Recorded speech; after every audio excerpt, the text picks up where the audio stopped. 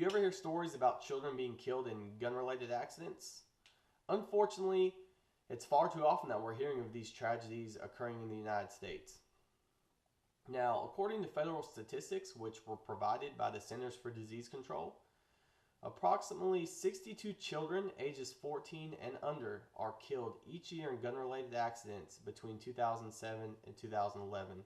For our current time frame, those numbers are growing and studies are currently being done to get an accurate number on those.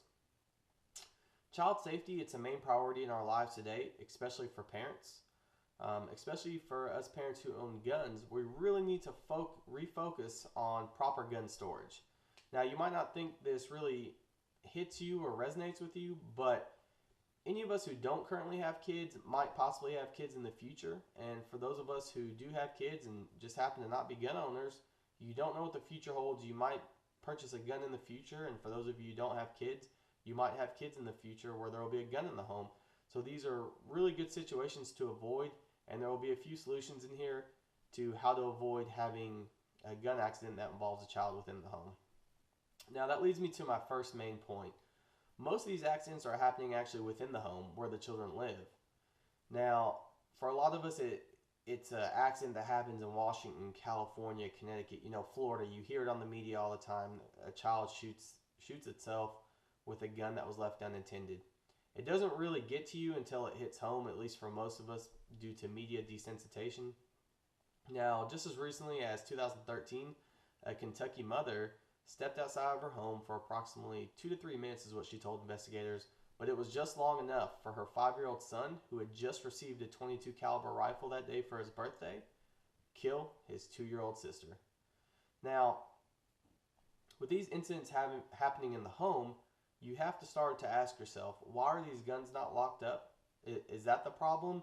Because in most of these investigations, investigators are pinpointing one thing that could have prevented all these incidents from happening, and that is the guns were unsecure and should have been properly stored. Unsecured meaning they were left not locked up. There are multiple different ways you can lock a gun up in the home. You have large safes, medium safes, small safes. As small as a tabletop safe and even a fake book safe. Now you can have a locked cabinet, a locked room. There's a multitude of different things you can do, but we'd be here all day discussing those. For those of you who don't believe in having your guns in the safe because you have them for protection, I myself personally have a tabletop safe that it's secure enough to keep my children out of it, but it has quick enough access that if there were an intruder into my home, I can access it quickly if the need does arise. Now, a lot of the excuses you hear from parents in these situations and how these things transpired was, well, I put the gun up in a high location where my kids couldn't get to it. Well, the reality is, just recently there was a study done by ABC's 2020, and it was called Young Guns. Now, when the children were asked where the parents' guns were in the homes of the parents who volunteered to have the camera crews there, the children always were able to find the guns, and most of the time they were unsecured and loaded.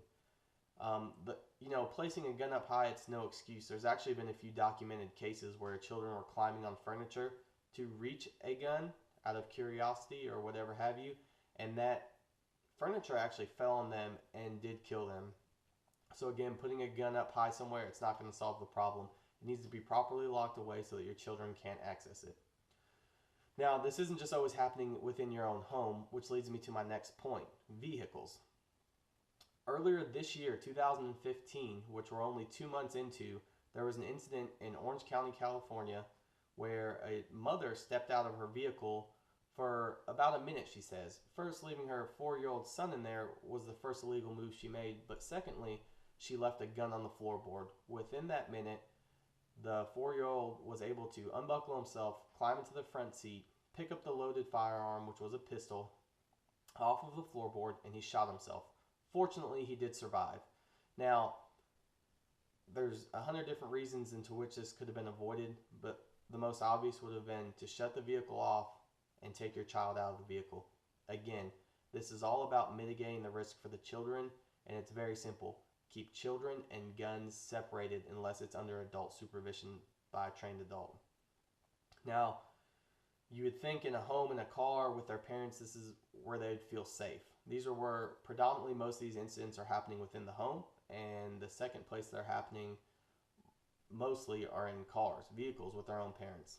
Now, this leads me to my last point. There was more recently in 2014 a incident in California again where a computer programmer comes home from a long day of work and finds out that his 9-year-old daughter has just shot her 10-year-old best friend in their garage with a firearm he left unsecured up on top of a shelf. Again, he put it up high somewhere, thought the kids couldn't reach it even at their age. Now this brings kind of a new perspective to light when they interviewed the parents. The parents have they never thought to ask, hey, so and so's father, do you own guns? Do you store them properly? This was something that they never thought to do. So hopefully that enlightens us a little bit on, we do need to ask our children's friends' parents if they own guns and if they're properly maintained, if they're happening, quite a few have happened already this year at a friend's house for a sleepover.